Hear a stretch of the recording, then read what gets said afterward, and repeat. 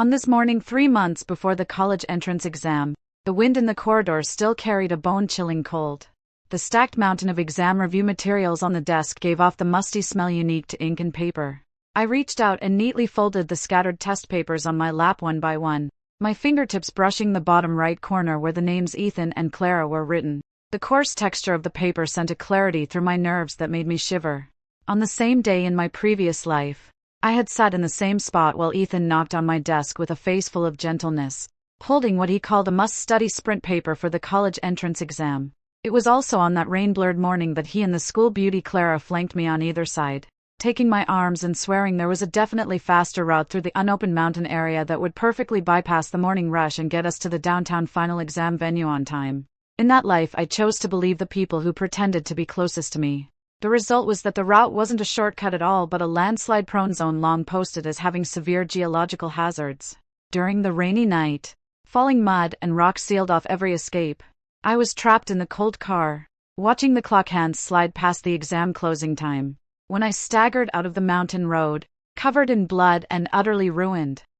What awaited me was not comfort but Ethan taking the guaranteed admission as his due, and Clara's family corporation ravenously consuming the assets my parents had left behind. The pain of rebirth seemed to tear at my marrow, but not a muscle in my face flinched.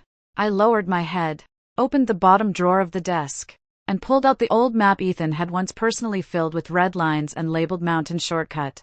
My fingers folded the paper steadily, again and again, and then I casually tossed it into the trash can by my feet. Are you insane? I spent a whole week having someone specially draw that exam route for you. Ethan's voice came from above. He was wearing a white shirt, leaning against my desk, his calculating look concealed flawlessly.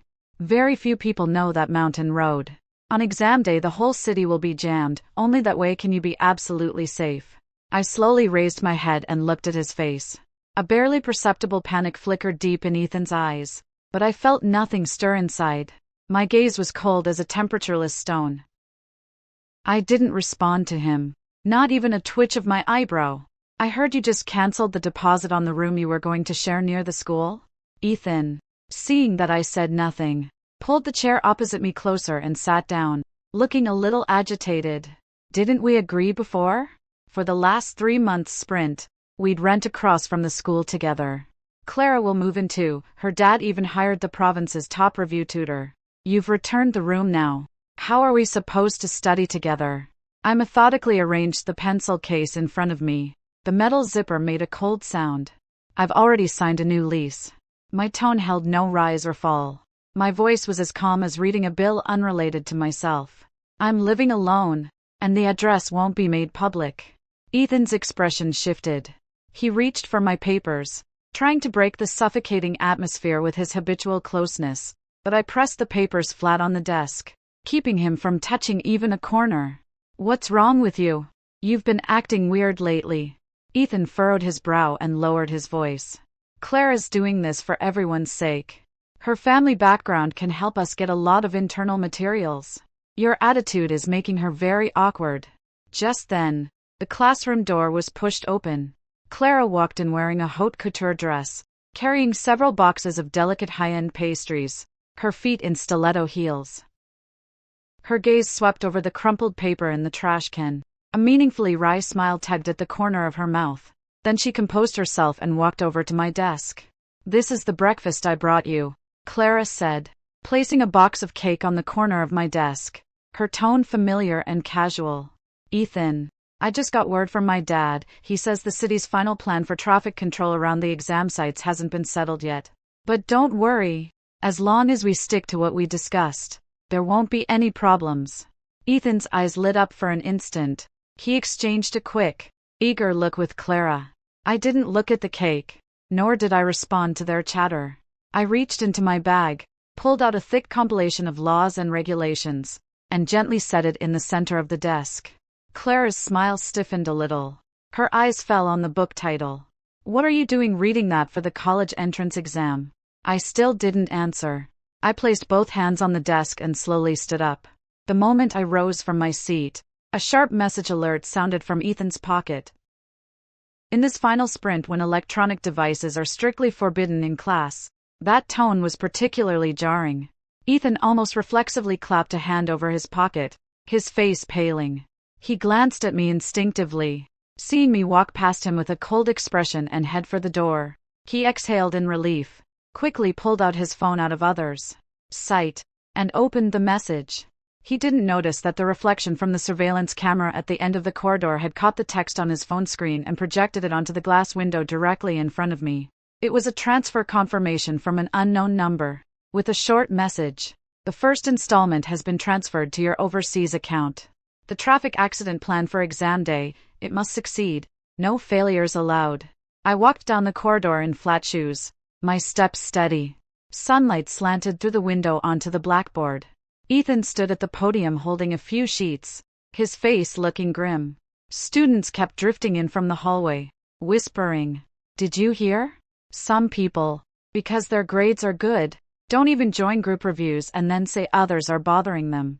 Ethan's voice was neither loud nor soft, just enough for most of the class to hear clearly. Clara kindly contacted a top tutoring team and even reserved spots for us, but someone ignored her. Even threw the exam route map we carefully prepared into the trash. Such selfish behavior is really disheartening. Clara sat in the front row, sighed lightly, and handed Ethan a tissue at the right moment. In a low voice she said, "Forget it, Ethan. Don't say any more. Maybe everyone is under too much pressure." "I'm fine." A few boys close to Ethan immediately chimed in. "Exactly. She always seems so aloof. Didn't expect her to have no sense of team honor when it counts." I walked into the classroom on the Belle, carrying my bag with one hand, my face expressionless. I didn't go to my seat. Instead, I walked straight to the multimedia console beside the podium. The whole class's attention instantly focused on me. Ethan's brow tightened as he tried to reach out and block the keyboard. "What are you doing? Morning self-study is about to start." I ignored his hand, not even giving him a look. I took a black USB drive from my pocket and smoothly plugged it into the multimedia computer. The screen lit up instantly, and on the projection screen that had been showing the Gaokao countdown background, a media player interface appeared. Ethan's face changed immediately. He instinctively reached to pull out the USB. "This is a classroom. Don't mess around."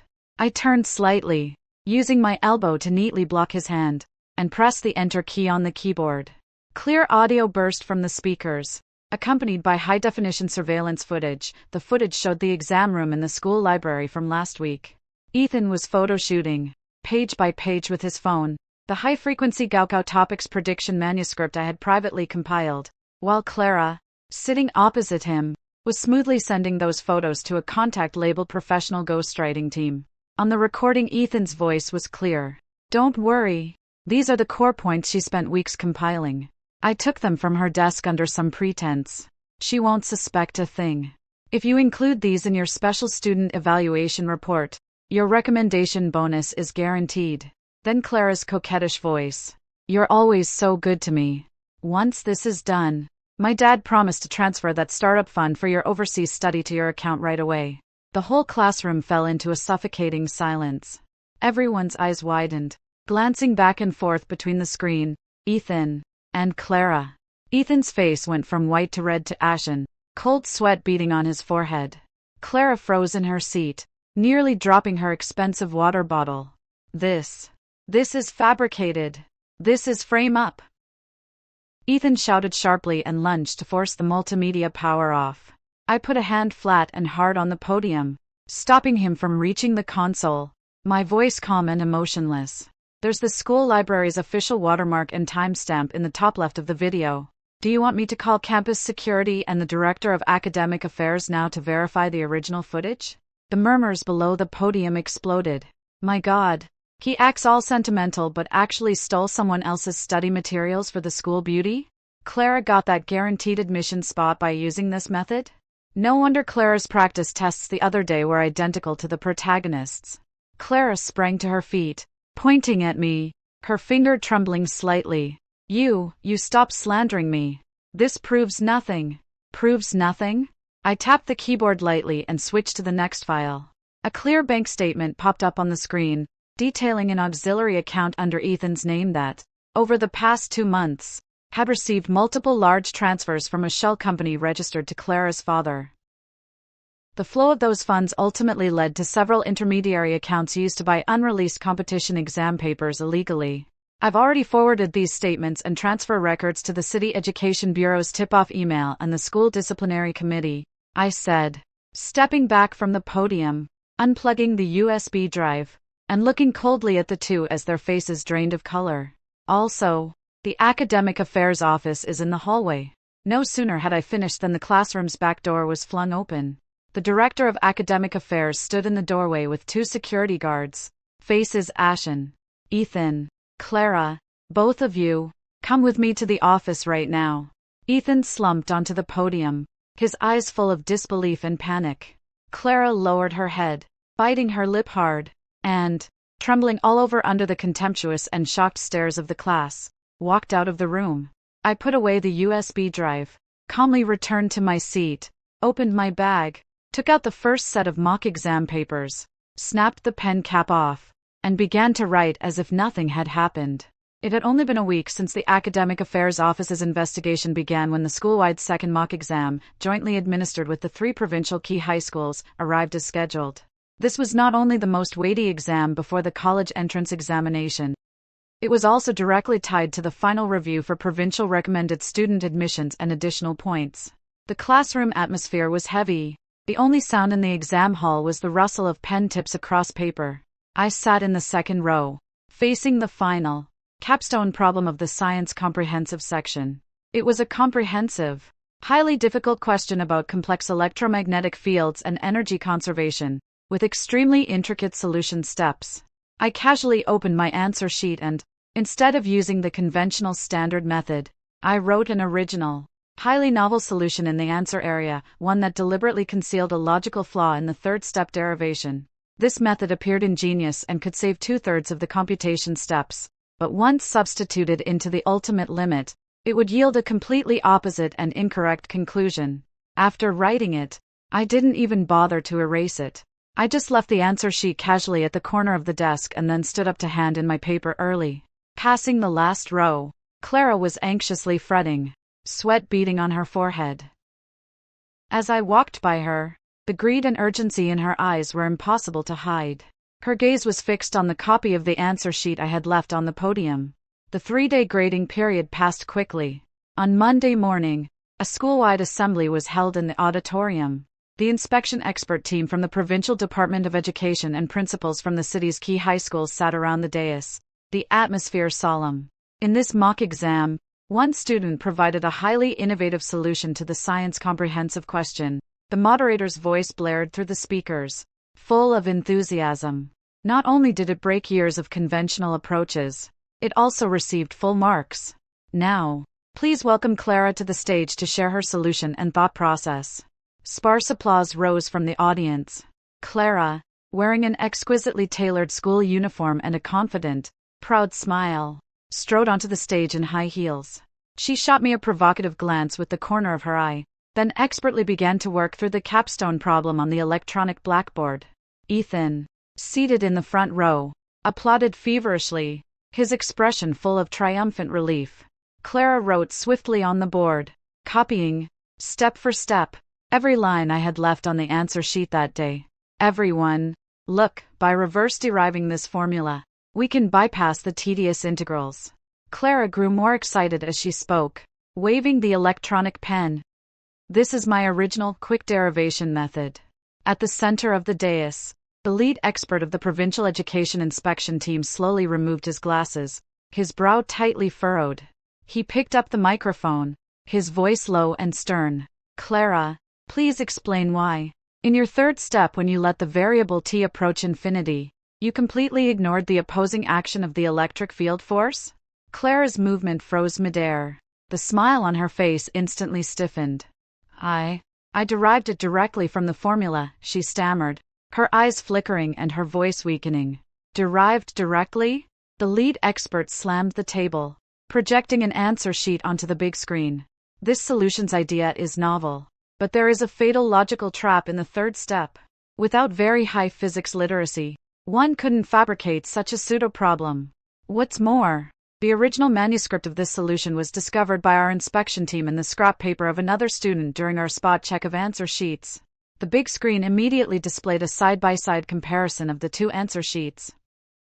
One copy was mine, clearly marked in red, derivation flaw test, not to be used for official answers, while the other copy, Clara's answer sheet, had unreservedly plagiarized that derivation with its fatal flaw, even reproducing the final, wildly incorrect answer word for word.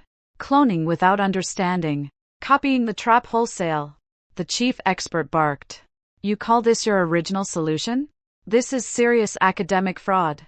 The hall erupted in shock. My God, it's plagiarism again. She even copied the mock exam answer sheet. What if hers is even real? Clara's face went as pale as paper. The stylus in her hand fell to the floor and shattered. I slowly stood from my seat, my clear voice carrying across the auditorium. Teachers of the expert panel, Clara not only copied my erroneous derivation, but the so-called provincial-level research paper, under her name used to apply for guaranteed admission, had its core algorithm ghostwritten by an overseas team hired by her father's company. Here are the transaction records and corporate transfer receipts for the paper. I took a thick stack of printouts from my folder and handed them to the academic affairs staff below the stage. The principal at the podium turned ashen and announced on the spot, immediately revoke all of Clara's guaranteed admission and extra point qualifications. Her suspected academic fraud will be recorded in her personal integrity file and reported to universities across the city. Under the contemptuous gazes of faculty and students, Clara collapsed on the lectern, crying and disfigured. Ethan, sitting in the front row, cowered behind his chair, looking paler than the dead. After the academic affairs office announced its decision, the atmosphere on campus changed completely. But for Ethan, the real crisis was only just beginning. In my previous life, after my parents died in a car accident, they left behind a substantial trust fund to support my education and living expenses when I reached adulthood. Because I was under 18 at the time and trusted Ethan without reservation, I once signed an authorization allowing Ethan to act as an auxiliary guardian to handle some pocket money and the contingency fund. In my last life, that money became capital for him and Clara to squander, and even a bargaining chip when they bribed the security guards on the mountain road. This time, I had no intention of leaving him any leeway. After school in the afternoon, inside the Starbucks across from the school, Ethan sat across from me, anxious, 2 iced coffees on the table, sweat beading densely on his forehead. Protagonist, listen to me. I had nothing to do with Clara's stuff. I was deceived by her too. Ethan lowered his voice and reached out to grab my wrist. Look, we're about to take the college entrance exams. At this critical moment you revoke my auxiliary oversight of the trust. The bank frozen my related accounts. I don't even have living expenses now. This really affects my studying. I looked at him coldly, withdrew my hand, and took a thick audit report from my bag, slamming it onto the table with a crack. Affect your studying, or affect you transferring money to Clara's father? My voice was calm, each word like a knife. Ethan's expression changed drastically. Panic flashed across his face. What are you talking about? Transfer what? Last week, under the name of paying for tutoring materials, you withdrew $500,000 from my trust's contingency account. I pointed firmly to page 12 of the audit report. But that $500,000 did not go to any tutoring institution. Instead, through 3 transfers, it went into a shell company called Huawei Consulting. And the major shareholder of that company is Clara's father. Ethan's breathing quickened, his lips trembling. Clara's dad said he could help us with overseas wealth allocation. The returns were high. I was thinking about our future. Is that so? I sneered and tapped the table lightly. 2 men in black suits at the next table immediately stood up and walked over. One of them produced a lawyer's ID and a court document and handed them directly to Ethan. Mr. Ethan, I am Lawyer Chen, fully authorized by Ms. Protagonist. You are suspected of illegally occupying another's trust assets and misappropriating funds of a minor. We have applied to the court for property preservation and have formally reported the case to the police. Lawyer Chen's tone was stern, shattering Ethan's last hopes. Ethan jumped up violently. The chair scraped the floor with a shriek. You reported me? You actually reported me over this money? We've been together this whole time and you set me up? This money? I looked at him with no warmth in my eyes. This is not only a matter of misappropriation. Lawyer Chen. Show him the detailed fund flowchart obtained from the bank. Lawyer Chen flipped through another document casually.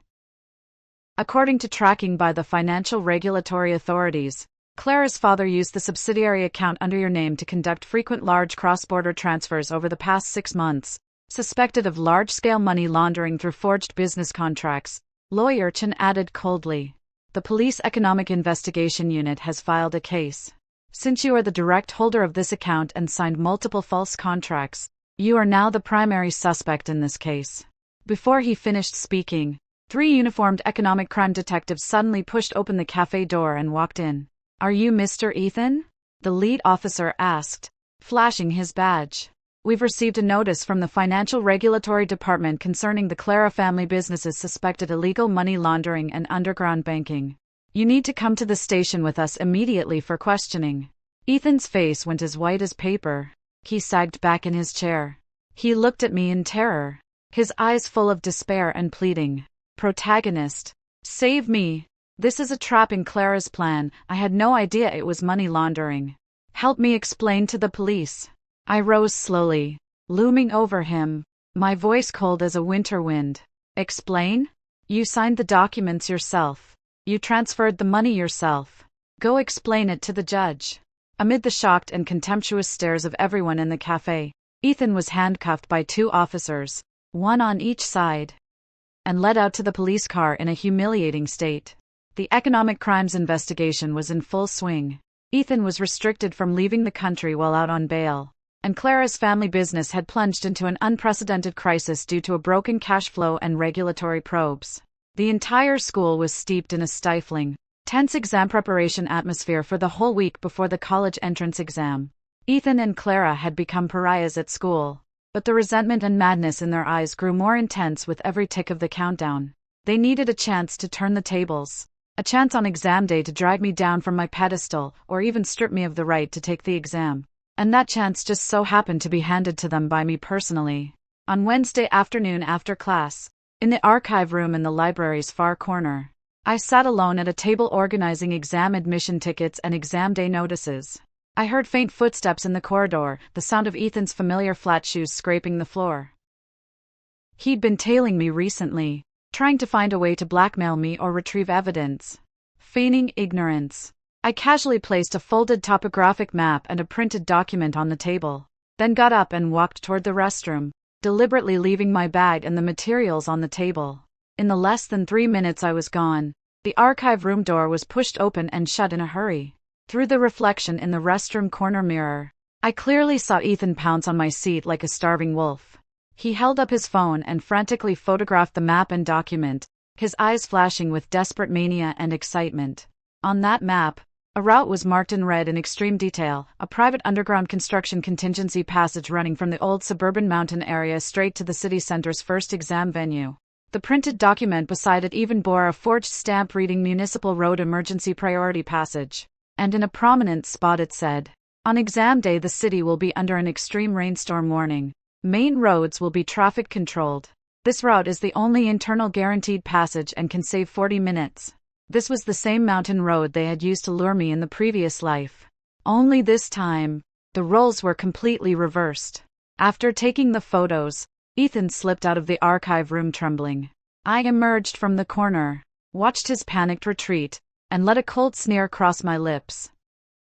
Half an hour later, in a private car at the school's back gate, Ethan excitedly showed the photos on his phone to Clara, who was waiting in the car. See that? That bitch secretly prepared an internal pass. Ethan's voice was low and sharp.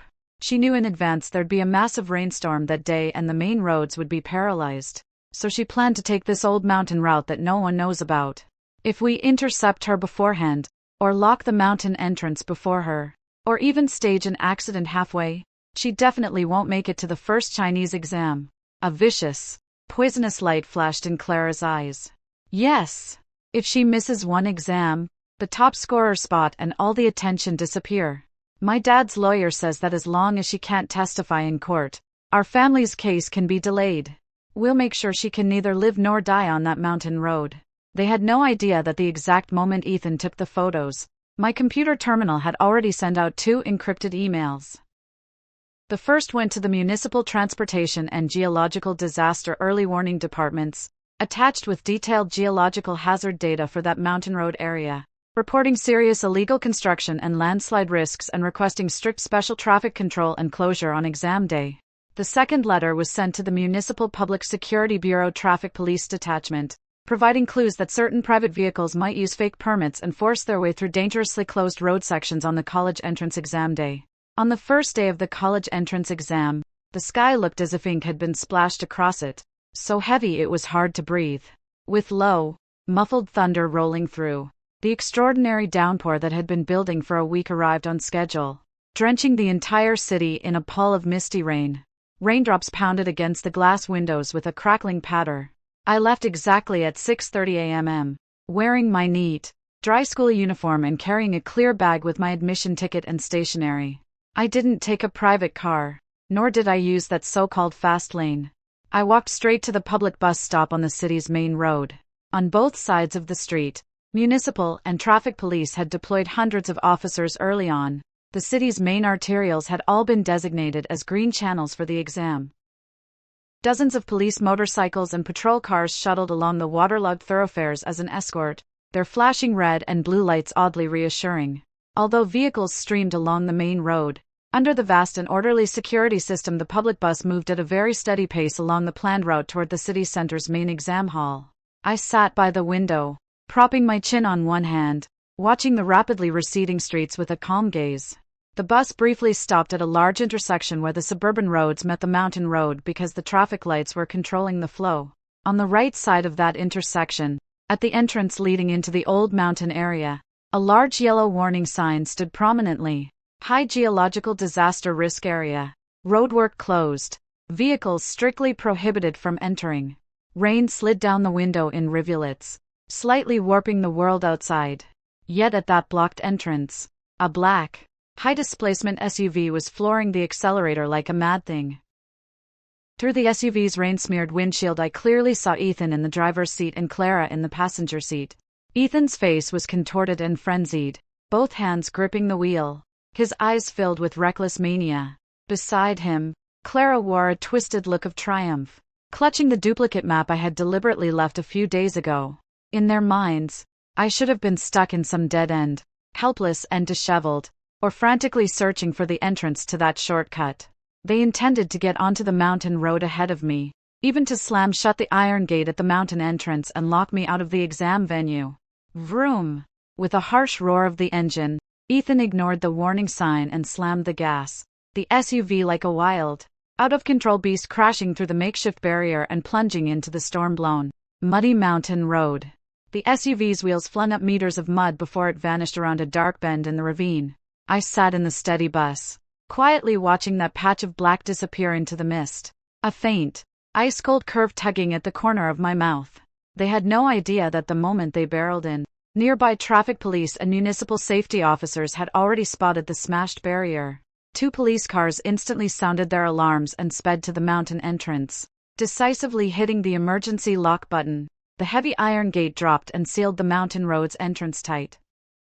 The script was exactly the same as in the last life, except this time the ones lying in the coffin would be them. 15 minutes later, deep in the mountain road, the wind howled, tearing at the woods, and the rain washed the already loose hillside into chaos. Ethan pushed the SUV crazily along the muddy mountain path, but the deeper he drove, the more perilous the road became.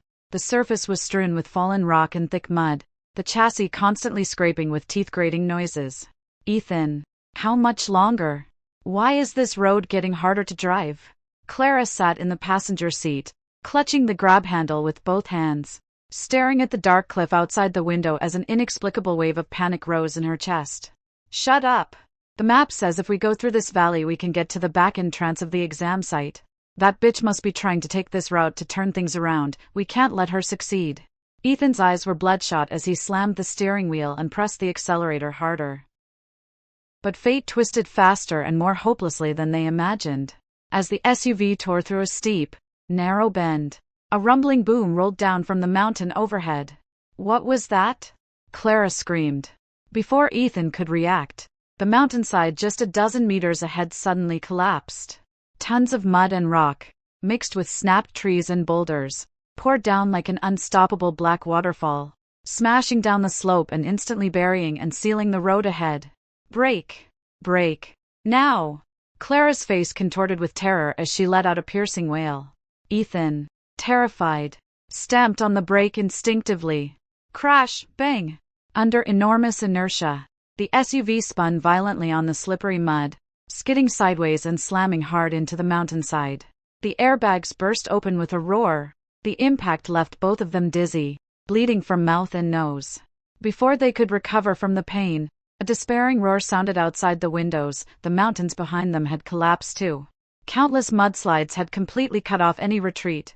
The SUV was like an iron can trapped in a quagmire, jammed between two collapsed cliff faces fore and aft.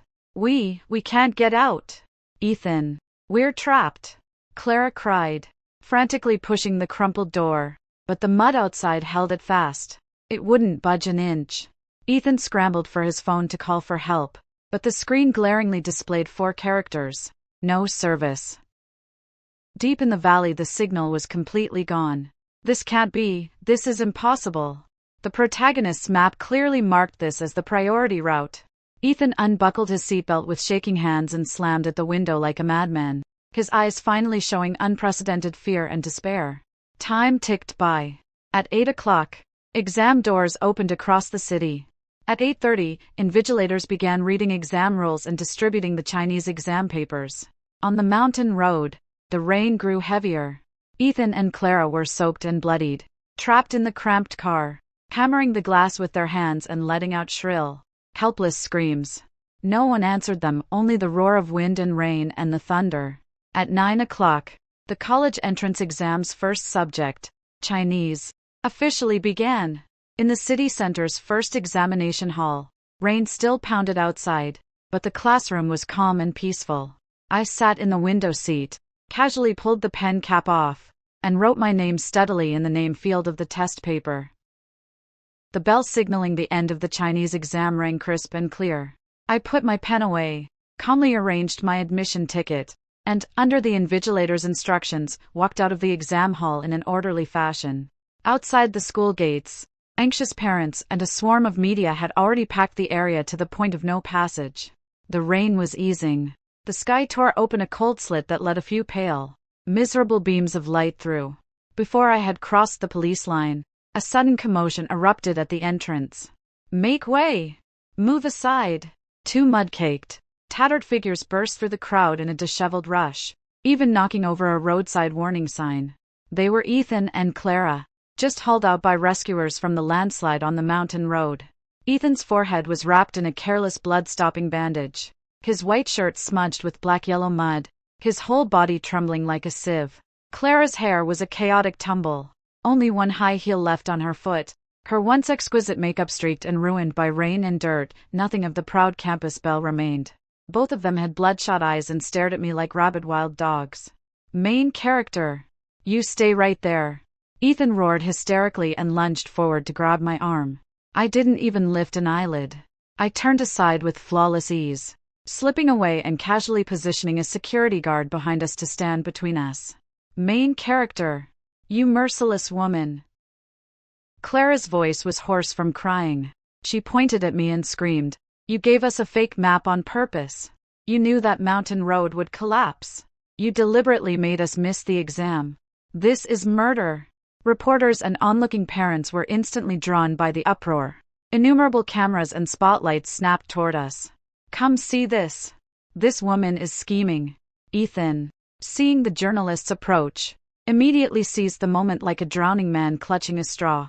Wailing loudly, she forged an internal route to lure us onto the mountain road, causing us to be trapped in a landslide for 3 hours. We missed an entire Chinese exam.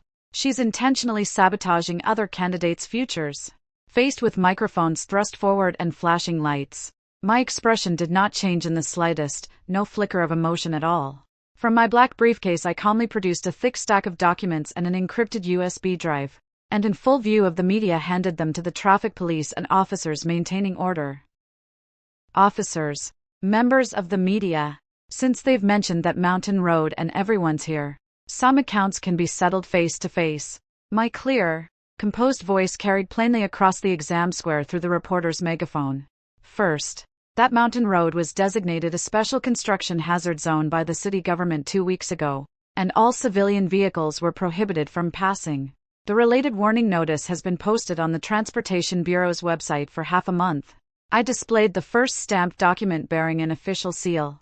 Second, I have never sent any so-called shortcut map to anyone's phone or personal email. Mr. Ethan secretly filmed the surveillance footage from my private data room. I have submitted it in full to the police. This is direct evidence of his illegal intrusion and theft of another person's commercial and private information. Ethan's howl abruptly caught in his throat. The muscles in his face twitched violently.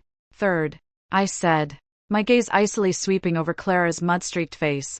You forcibly smashed through traffic warning barriers and illegally broke into a closed mountain area, causing subsequent rescue resources to be severely misallocated. That was your own illegal act. It has nothing to do with anyone else's private behavior. Clara's lips trembled as she pointed at me and shouted, "You're lying. You clearly prepared an internal pass." That was a follow-up invitation from the transportation department to my father's charity foundation while he was alive, written very clearly. I calmly pulled out an original copy and unfolded it in front of the camera. It is because you and Ethan are greedy and unscrupulous, unable to bear others' success, that you forcibly stole information and illegally crossed boundaries, ending up where you are now. The parents gathered around suddenly understood, and scornful curses broke out one after another. Stealing someone else's stuff to take shortcuts, and blaming others when something goes wrong? Breaking into a closed mountain road? Isn't that asking to die? And you delayed the rescue. People like this deserve to go to university? How morally corrupt! Ethan and Clara were drowned by accusations from all sides. Their faces went pale as death, and they couldn't utter a word. But the nightmare had only just begun. Is this Ms. Clara? A path suddenly opened through the crowd, and several court enforcement officers in black suits with grave expressions and economic crime investigators walked straight up. The lead enforcement judge produced an arrest warrant and a seizure order. Clara, your father's Huawei group is under formal investigation for suspected major tax evasion, illegal money laundering, and underground banking. Your father was officially arrested at the airport an hour ago. Because you are suspected of assisting in transferring assets involved in the case, we are now summoning you by law and freezing all bank accounts under your name. What? My dad was arrested? Clara screamed. Her legs gave out, and she collapsed heavily into the mud, her eyes full of despair and breakdown. The officers gave her no time to wail. Cold handcuffs clicked shut on her wrists. Ethan, terrified, tried to slip back into the crowd but was pinned down on either side by two stern-faced police officers who had been waiting nearby. Ethan, you are suspected of illegally occupying others' property and participating in fraudulent financial transactions. Your bail has been revoked. Come with us. Captured by countless cameras, the once arrogant school beauty and her hypocritical boyfriend were stuffed into a police car like two lost dogs. I stood in the sunlight after the rain cleared, smoothed the wrinkles from my school uniform, turned, and smiled as I walked toward the next exam preparation area. When the penultimate exam of the college entrance exams ended, the sunset pierced the clouds, gilding the city's streets. I calmly packed my stationery and followed the flow of people out of the exam hall. Outside the school gate, the number of media present had multiplied compared to the morning. Stories like student crashes through collapsed mountain road on first day of exams, arrested and campus beauty's family suspected of major money laundering had already topped trending lists on major platforms. Meanwhile, a strange tide of public opinion was quietly fermenting online. Several high-profile marketing accounts published articles about me at almost the same time, accusing me with certainty of being calculating, deliberately setting a trap by knowing the mountain road was dangerous and luring classmates, and lacking empathy and ruining two students' futures. Even Clara's mother, a woman used to a life of privilege, was now dressed in black, sobbing bitterly in front of the provincial TV cameras. She's jealous of my Clara's grades. She used a fake map to lure the two kids onto the dangerous road. This is murder. We will appeal. We will get this vicious woman banned from the internet. Sitting in the back seat of the car that was there to pick me up, I swiped my phone and watched the mounting denouncements and accusations online, my smile still cold and serene. Ms. Protagonist, shall we launch PR and take down the posts immediately? The head of the public relations team asked softly from the passenger seat. No, I said evenly, with a hint of amusement. Let them make a scene, the bigger, the better. The higher someone stands, the worse the fall will be.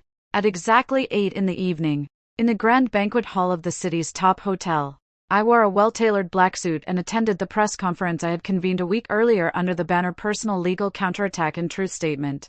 The hall was packed. Cameras from hundreds of mainstream media outlets were trained darkly on the podium. Ms. Protagonist, how do you respond to Clara's mother's accusations? Did you really provide Ethan with false route information to steal the top score? Do you feel any remorse for the 2 classmates who missed the exam and were arrested?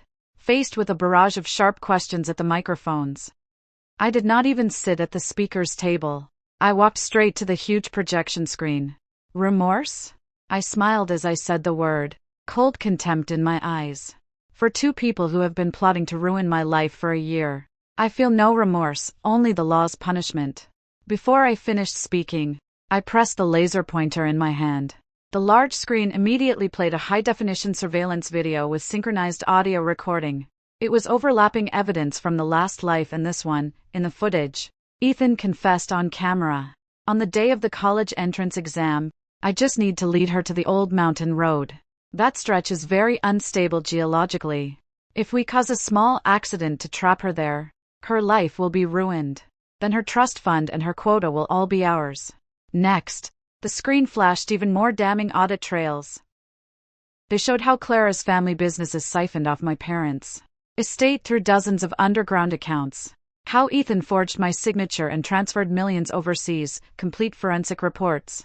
Finally, a joint official statement from the city's Traffic Police Brigade and the Geological Disaster Early Warning Bureau appeared on the screen. After investigation, the closure warnings for the involved mountain road were publicly announced half a month ago. Ms. Protagonist filed 3 formal geological hazard inspection requests with the authorities before the exam, fulfilling her duty as a lawful citizen to report potential hazards. Ethan and Clara deliberately sabotaged the warning devices and forcibly entered a dangerous restricted area, with the entire process captured on surveillance. The complete, airtight, unimpeachable chain of evidence was laid bare before the live-streaming cameras. The press conference fell into several seconds of dead silence, then erupted into stunned exclamations and the cacophony of camera shutters. My God! This isn't a misunderstanding. This is intentional murder. That Ethan is vicious. Living off her trust fund and trying to ruin her? Clara's whole family are liars and money launderers. And they still have the nerve to cry on camera? Public opinion online reversed dramatically in just 3 minutes. The voices condemning me were utterly drowned out by the flood of anger and scorn. The video of Clara's mother sobbing on camera became a nationwide joke, and the label "The Heroine's Epic Counterattack" shot to the top of the hottest trending topics. The college entrance exam results and the admission cutoffs were announced promptly on a morning half a month later. The moment the checking system went live, my computer screen clearly displayed the province-wide first-place score in the science stream, no weak points. A perfect top score. Calls from top universities' admissions offices came almost at the same second, racing to secure my enrollment slot. But I did not revel in cheers or congratulations. For me, the Gaokao was merely the first step in toppling my nemesis. The real showstoppers would be the short-selling campaigns in the business world and the courtroom liquidations to come, which would finish the job. By then, the Clara family business, Huarue Group, was already on the brink. As investigations into tax evasion and underground banking deepened, its core assets had been frozen, and its stock had plunged into consecutive limit-down sessions on the secondary market. I wore a sharp black suit and sat in the downtown top-floor office of a commercial consulting firm. On the rosewood desk before me lay a thick investment acquisition agreement. Miss Protagonist, as you suspected, the top finance lawyer across from me pushed the document forward. Huarue Group's capital chain broke, and with a full-scale probe into alleged financial crimes, their overseas creditors are frantically selling off assets. Using the liquid funds from the trust left by your parents and in coordination with the Victims Alliance, we have completed the acquisition of all of Huarue Group's underlying core claims. I picked up a pen and smoothly signed my name at the signature line. Not only that, the lawyer said with a faint smile of admiration, we have formally filed a debt default suit with the court, seeking liquidation of all remaining real estate and brand assets of Huawei Group. Clara's father now faces billions in liabilities and decades of imprisonment, utterly stripped of any chance to stage a comeback. That same afternoon, on the third floor of the Intermediate People's Court, the criminal trial concerning Ethan's illegal appropriation of others' trust property, forgery of documents, and premeditated dangerous driving, deliberately endangering others' safety, officially began. As the plaintiff and chief witness in the case, I walked into the courtroom with composed steps and took my seat on the witness stand. Ethan in the defendant's dock wore a prison uniform. His eyes were sunken, his complexion waxen, his body wasted away. When he saw me enter so composedly, a look of intense fear and collapse flashed across his face. The presiding judge struck the gavel. Defendant Ethan, do you have any objections to the plaintiff's submitted bank statements and forensic reports alleging your illegal misappropriation of 500,000 yuan from a minor's trust fund and forged signatures to transfer overseas assets? Ethan's defense attorney attempted a last-ditch plea of innocence. Your Honor, my client was young at the time, was induced by a third party, and did not have the subjective intent to illegally possess the funds. Objection. I lifted my head slightly. My gaze was cold and severe, and my voice carried clearly through the courtroom.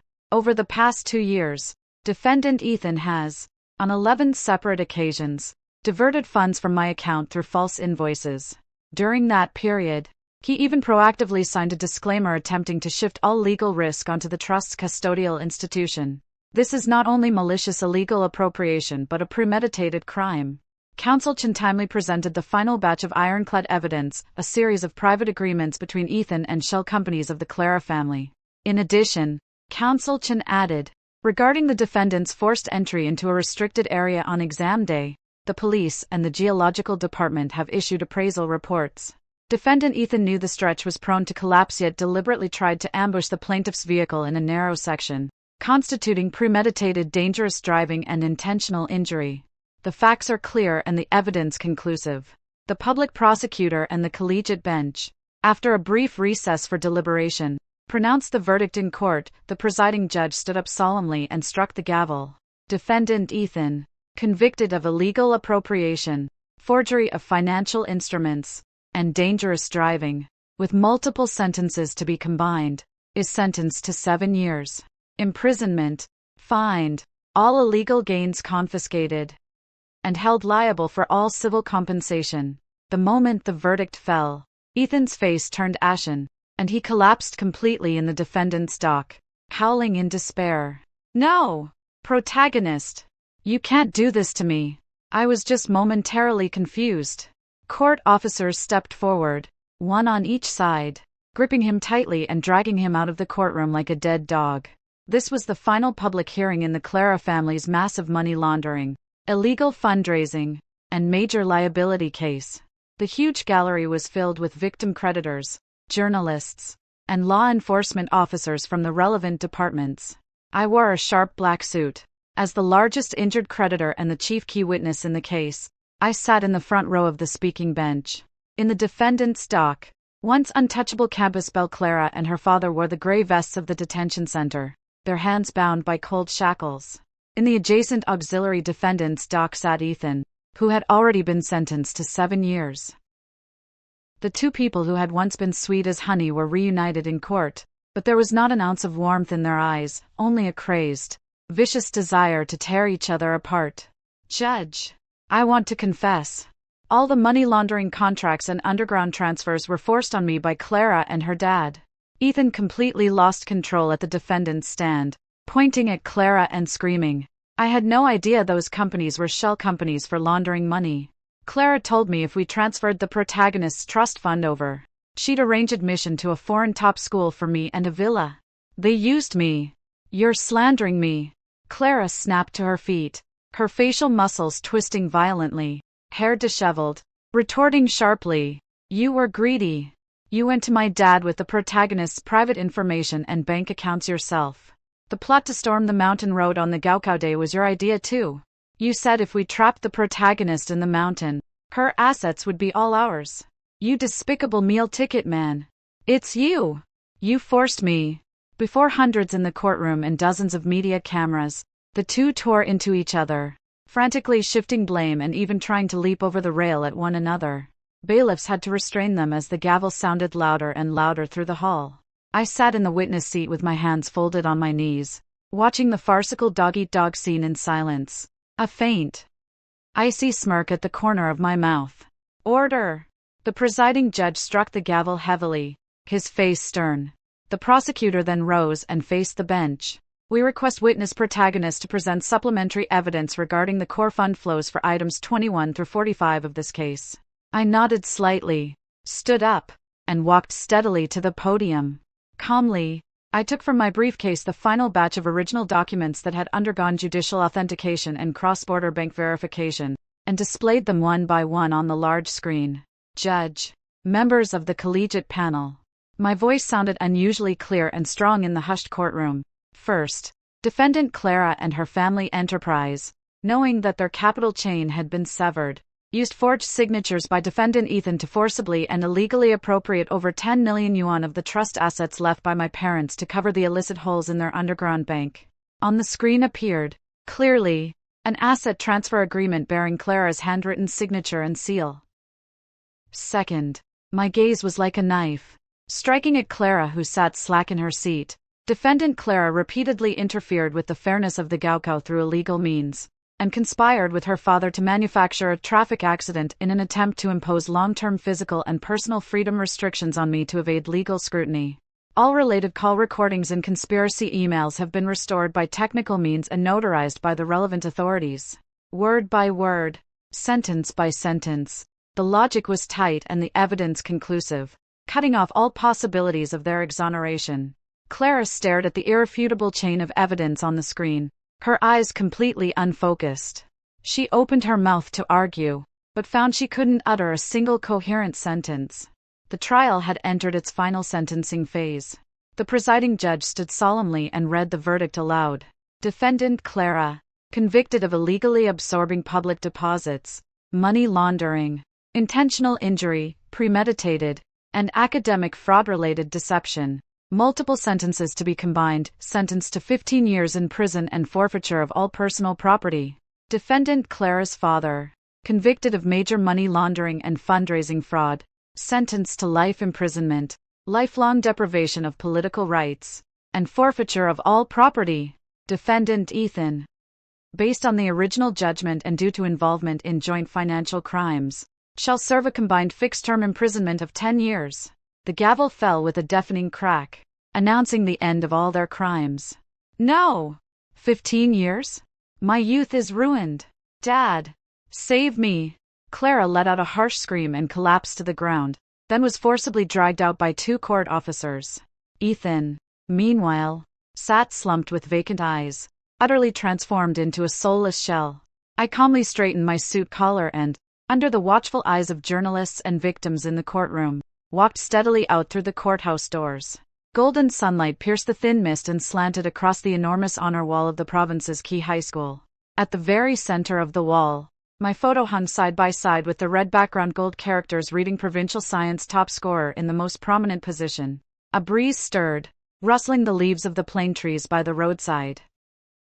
The school gate was already crowded with younger students and citizens taking commemorative photos. The air was filled with the fresh scent of flowers, grass, and morning sun. I stood calmly on the stone steps in front of the school gate, wearing a neat white shirt and holding a lightweight suitcase. My phone vibrated softly in my pocket. I pulled it out and saw a brief message from Lawyer Chin. Ms. Protagonist, Ethan and Clara have officially been transferred to the provincial first prison to serve their sentences. All remaining assets of Huarue Group have been liquidated through judicial auction. After deducting compensation, the remaining funds have been fully returned to your parents' charitable trust account. Additionally, the president of the top university is leading a team waiting at your new residence to personally deliver the admission letter. I swiped and cleared all the notifications, pocketed my phone.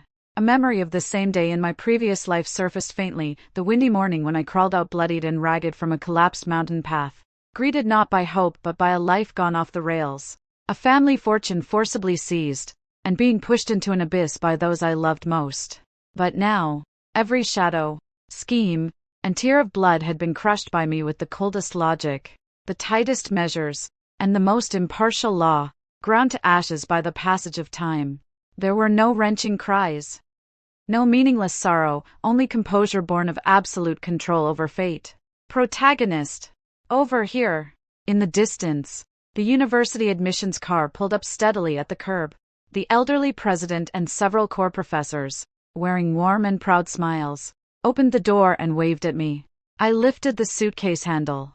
The metal wheels clicked rhythmically across the smooth stone road. I did not look back at the campus that had witnessed so many debts and grievances, nor did I care about the gazes of past onlookers. I raised my head to the dazzling, warm sunlight and walked with steady steps, my eyes filled with unprecedented freedom and light. This new path I had chosen for myself no longer led to someone else's trap, but to my own supreme summit. Extra chapter. 3 years later. Imperial Capital. October. The central auditorium of a top university was packed, the air filled with the hushed scent of aged wooden podiums and paper. The seats were crowded with representatives from the world's leading financial institutions, experts from research fields, and countless juniors who had come to see and learn. I was dressed in a minimalist, custom-tailored deep blue suit. After fastening the top button neatly, I walked steadily onto the stage. On the screen, test data from the real-time supply chain risk actuarial and anti-money laundering monitoring system, which I had led the development of, was playing live. Over the past 2 years, this system had not only won a national special award for technological innovation, but had also been fully adopted by several of the country's largest commercial banks, becoming a benchmark tool in financial compliance. As you can see, I said, holding a laser pointer. My voice was clear and penetrating, echoing through the vast hall. Any greed and loopholes hidden within complex data will have nowhere to hide before an absolutely rigorous chain of logic. Thunderous applause broke out from the audience. An old professor in the front row watched me with eyes full of gratification and pride. After the presentation, I politely declined several lucrative offers from multinational investment banks, packed my things, and walked out of the auditorium alone. Golden ginkgo leaves spiraled down in the breeze, carpeting the entire tree-lined avenue. Lawyer Chen had already been waiting by the road. When I approached, he respectfully handed me a sealed legal document and spoke in a low voice. Miss, regarding the 2 people you asked me to keep an eye on, the prison has just sent the routine report. I took the document, fingertips brushing the cold seal, my tone flat and even. Tell me. Ethan's conduct in prison has been very poor, Lawyer Chen said beside me, his voice indifferent. Because he was suspected of forcibly shifting huge debts and legal risks onto partners back then, he's been heavily ostracized by several economic offenders in his cell. Coupled with his timid temperament and inability to endure intense physical labor. Last month while working in the workshop he became distracted and his right hand was accidentally caught in a mechanical bearing. Although he survived, several fingers on his right hand have completely lost function, leaving him permanently disabled. Chen paused, then continued. He's applied to see you from the prison many times, even wrote dozens of letters of remorse, saying he was momentarily blinded by Clara back then and begging you to consider past relations and help him apply for medical parole. But all letters were returned by the prison in accordance with regulations. I had no interest even to open the envelopes. I replied coldly, serves him right. What about Clara? Clara's fate is worse, Chen said with a flash of irony in his eyes. Her father suffered a sudden severe complication and was paralyzed in prison, and because she was accustomed to being pampered, she couldn't adapt to the prison's extremely harsh schedule and intense discipline. A few weeks ago, she fought with others in the mess over rations and was slashed across the face by a sharp object, resulting in permanent facial disfigurement. I heard she now hides in a corner of the cell block raving, cursing everyone over and over, even attempting self-harm to avoid labor. She's currently being held in a special psychological monitoring cell. Her mother had all assets confiscated and liquidated, and now can only rent a basement on the outskirts of the city, surviving by picking leftover vegetables at the market, completely unable to provide any material support. Hearing this, no trace of satisfaction crossed my face. I didn't even move a brow. To me now, those 2 names were nothing but garbage long since cleared away. Not even worthy of occupying a corner of my memory. Understood. I casually tore that notice into pieces and tossed them into the roadside recycling bin. From now on, you don't need to report any news about them to me specifically. The rest of their lives will rot away bit by bit in the mire they dug with their own hands. That's the most logically fitting end. Understood, Miss Protagonist. Lawyer Chin nodded slightly. We reached the school gate, and a black, stately sedan was already waiting by the curb. The driver respectfully opened the door. I stepped into the car. Outside the window, golden sunlight filtered through the trees and spilled over the streets and alleys. The bustling city scene rushed past the glass. Pedestrians moved with hurried yet vibrant expressions. Everything was so bright and real. I leaned back against the comfortable leather seat and casually opened the next stage industrial investment and academic research plan. The mud and schemes of my past life had long since been washed clean by the heavy rain. In this life, with absolute power and wisdom in my hands, I stood atop the widest summit of my life. The weather was mild and sunny outside. My era was only just beginning.